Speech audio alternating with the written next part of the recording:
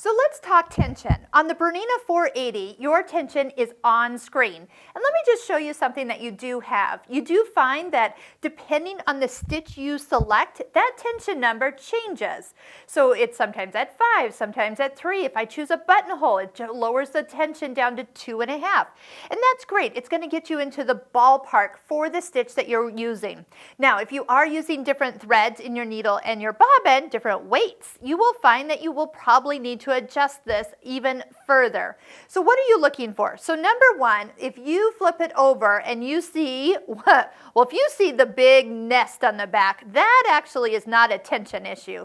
It is the fact that you have not threaded the machine correctly. It's an operator error issue, and it never got in the top tension. So even though it looks like it happened on the back and you think it should be bobbin, it's actually not. Rethread the top and make sure that you do that little tension test where if the foot is up, the thread is loose. If the foot is down, it should kind of tug on that needle, and that means it's tight.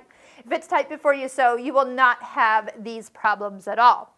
Now, I've switched to variegated thread in my needle and left my pink thread in my bobbin. So if for any reason I'm getting stitches where I can see way more of the top thread, see the purple and the lime green coming through, my bobbin is really tight because my top was really loose.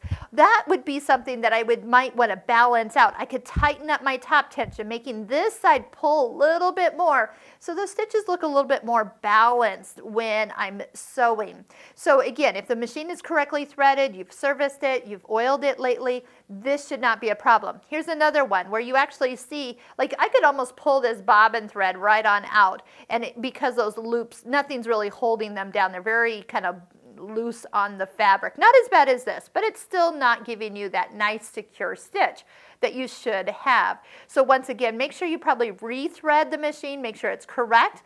But if this was happening, I could definitely take my top tension and increase it. That would mean this side is going to get tighter and kind of pull up on that bobbin thread and make it so it's not so loopy on the back.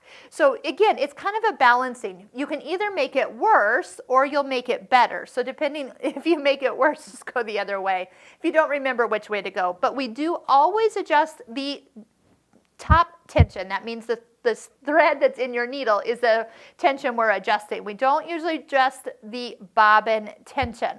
So leave the downstairs alone. We're only playing with what's going on up top. So if you're having any trouble, it's probably, a lot of times it's not tension, but I do want to make sure you understand the difference. And why does, when you pick a buttonhole, for example, does it reduce the tension so much to a smaller number? And that's because when we do a buttonhole or a decorative stitch, we want the threads to pull to the back side, and that will make the stitches on the top look even prettier. You'll notice that when we do, say, a decorative stitch, you get down in those lower numbers for the stitch, and that's going to make those decorative stitches look awesome on the top.